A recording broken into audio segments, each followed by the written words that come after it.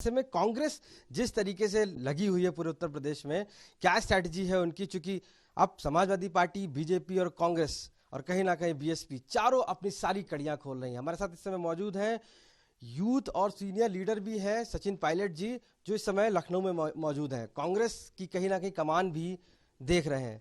Sir, आप अब लखनऊ में हैं और लखनऊ का गढ़ अब कहा जाता है शुरू हो गया यहाँ पर विधानसभा, क्योंकि 3 फेज हो गए हैं। चौथे फेज में कांग्रेस कहाँ पर है? हम लोग लगभग 30 साल के बाद कांग्रेस पार्टी उत्तर प्रदेश में 400 सीटों पर लड़ रही है और चुनाव तो अब हो रहा है, लेकिन पिछले 3 सालों में जब जब विपक्ष की ज़रूरत थी तब सबसे सामने सबसे आगे प्रियंका जी आई थी। हाथरस का कांड हुआ, उन्नाव का हुआ, लखीमपुर खीरी में जो नरसंहार हुआ, उन सब मुद्दों पर ना तो सपा दिखी ना बसपा दिखी, कांग्रेस सबसे फ्रंट में थी। और हमने जो चुनाव लड़ा है बड़ा एक सकारात्मक व्यू को लेकर लड़ा है। हमारा जो ब्लूप्रिंट है महिलाओं के लिए, किसानों के लिए, नौजवानों के लिए, उसको जनता पसंद कर रही है और हम लोग एक बेहतर विकल्प बनकर सामने आ रहे हैं। योगी जी की सरकार की जो नींव है वो हिलाने का काम अगर किसी ने किया है तो कांग्रेस ने किया है, क्योंकि प्रमुख भूमिका प्रियंका जी कांग्रेस पार्टी ने निभाई है।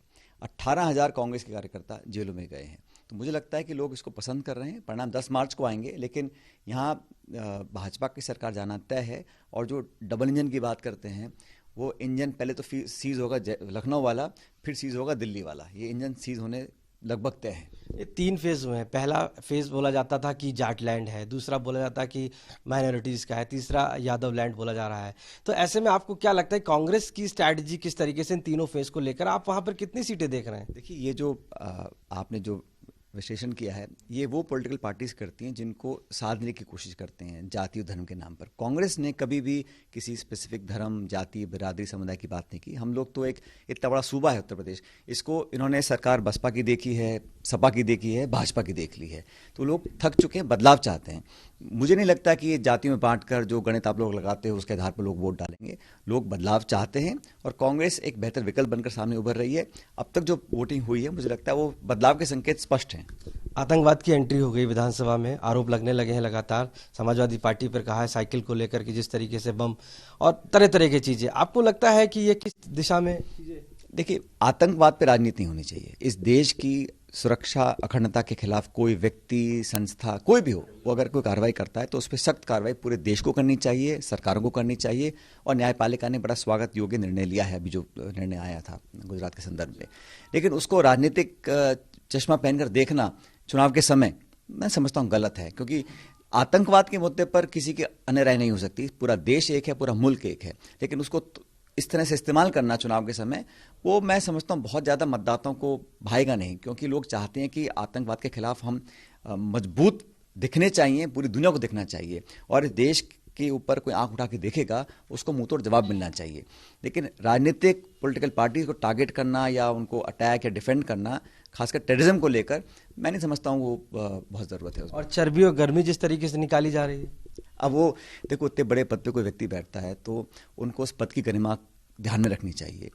ठीक है, चुनाव होता है, आरोप प्रत्यारोप होते हैं, लेकिन विचारों का हो, सिद्धांतों का हो, पॉलिसीज़ का हो, प्रोग्राम्स का हो, कटाक्ष भी हो, आलोचना भी हो, लेकिन शब्दावली का जो प्रयोग होना चाहिए वो बहुत संभल कर करना चाहिए। इस प्रकार का जो होता है उसको लोग पसंद नहीं करते हैं, आम मतदाता पसंद नहीं करता है। शालीन भाषा का प्रयोग करना चाहिए, अपने परफॉर्मेंस की रिपोर्ट कार्ड दिखानी चाहिए। औरों को अच्छा बुरा कह कर वोट लेता है तो बहुत लंबा नहीं चल पाता है। इसलिए उत्तर प्रदेश चुनाव में बेहतर ये होगा जो हम लोगों ने किया है, कि हम लोगों ने एक सकारात्मक ब्लूप्रिंट तैयार किया है, जनता के सामने प्रस्तुत किया है, लोग उसको पसंद कर रहे हैं। अब आपस में एक दूसरे को कोसना, अपशब्द बोलना, वो शोभा नहीं देता। कांग्रेस ने जिस तरीके से अभी हाल ही में इनके हमने देख रहे हैं, प्रियंका गांधी लगातार रूट पे हैं और लगातार कर रहे हैं, लेकिन और अगर हम बात करें जो उनके स्टार प्रचारक या नहीं दिख रहे हैं, आप हैं अभी। ऐसे में अभी हमने पोस्टर गर्ल देखा था 3-3 जो छोड़ के चली गई कांग्रेस को। आपको लगता है जो नींव है वो कहीं मजबूत हो पा रही, केवल प्रियंका गांधी अपने कंधों पर लेकर चल रही? प्रियंका जी महासचिव इंचार्ज हैं और वो लीड कर रही हैं पार्टी के कैंपेन को। आपने कहा कि हमारी 1-2 महिला नेत्री जो पोस्टर पे थी वो चली गई हैं, लेकिन भाजपा के तो 1 दर्जन विधायक छोड़ के चले गए, 3-3 मंत्री छोड़ के चले गए, तो उनको वास्तविकता दिख रही है भाजपा के साथियों को। तो आप उस पर ध्यान नहीं दे रहे हैं कि उनके एमएलए मंत्री छोड़ के जा रहे हैं। हमारे यहाँ कोई 1-2 छोटे मोटे कार्यकर्ता चले गए, और हर चुनाव में, हर दल में, हर राज्य में कोई ना कोई पार्टी छोड़ता है, कोई ना कोई आता है। ये पहली बार नहीं हुआ और अंतिम बार भी नहीं हुआ। इसलिए मैं नहीं समझता हूँ बहुत ज़्यादा फर्क पड़ता है किसी के आने जाने से। लोग पार्टी को वोट डालते हैं, विचारधारा को डालते हैं, सिंबल पर डालते हैं, परफॉर्मेंस पर डालते हैं। लोगों का आना जाना ये चलता रहता है राजनीति में। लेकिन ये बहुत इंपॉर्टेंट है कि सिटिंग पार्टी है जिसके 300 से ज़्यादा विधायक हैं, एक दर्जन विधायक छोड़ के चले जाएं, 3-3 मंत्री छोड़ दें, तो कहीं ना कहीं जमीन खिसक रही है। भाजपा समझ रही है इस बात को। आपको लगता है कि अब कांग्रेस कितनी सीटें लेने वाली है उत्तर प्रदेश में? चूंकि 403 का है, लोग तो 400 का दावा कर रहे हैं। अब वो तो अच्छा है, कोई 500 का दावा नहीं कर रहा है। लेकिन देखो, योगी जी की सरकार को आईना दिखाने का काम, असलियत हकीकत को बयान करने का, सड़क पे आकर संघर्ष करने का काम जो किया है वो कांग्रेस ने किया है। और उनकी सरकार की नींव हम लोगों ने हिलाई है।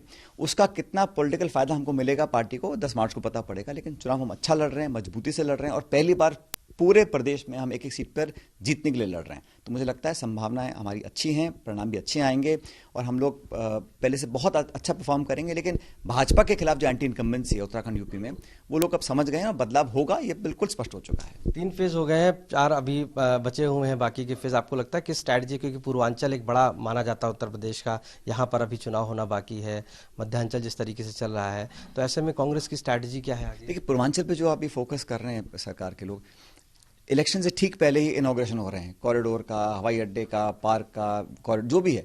ये 5 साल तक काम नहीं हुए, और केंद्र में सरकार पूर्ण बहुमत की है, उत्तर प्रदेश में पूर्ण बहुमत सरकार थी, फिर भी डेवलपमेंट के नाम पर अभी सिर्फ फोटो, इश्तिहार और शिलान्यास, नारियल फोड़े जा रहे हैं। 5 साल में जो लोगों का हाल रहा कोरोना के बाद, जो मजदूरों ने पलायन किया, जो लाशें यहाँ नदियों में बही थी, और जिस प्रकार का कानून की सीमाओं को लांघकर जो पुलिस और सरकार ऑपरेट करती है, वो सब लोग उसको समझ रहे हैं।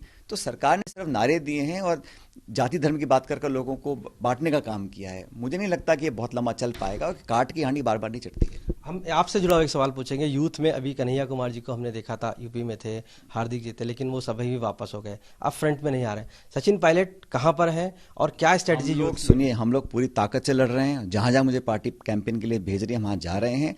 अच्छी सभाएं हो रही हैं, अच्छा रिस्पांस मिल रहा है, कार्यकर्ताओं में उत्साह है, और किसान और नौजवान मिलकर इस पूरे सूबे देश की शक्ल बदलेगा, कांग्रेस का साथ देगा, मुझे पूरा विश्वास है। थैंक यू बात करने के लिए। तो सचिन पायलट जी साफ तौर से बेबाकी से अपने सवालों का जवाब देते हुए कहा कि कांग्रेस ने पूरे उत्तर प्रदेश में अपना प्रभुत्व बना रखा है, और कहीं ना कहीं बीजेपी को हराने के लिए अब पूरी तरीके से शुरुआत हो गई है। और ऐसे में चाहे मुद्दा पूर्वांचल से लेकर पश्चिमांचल तक हो, कांग्रेस सभी जगह परफॉर्मेंस में आगे आ रही है। लखनऊ से कैमरा पर्सन रोहित मिश्रा के साथ आशीष श्रीवास्तव,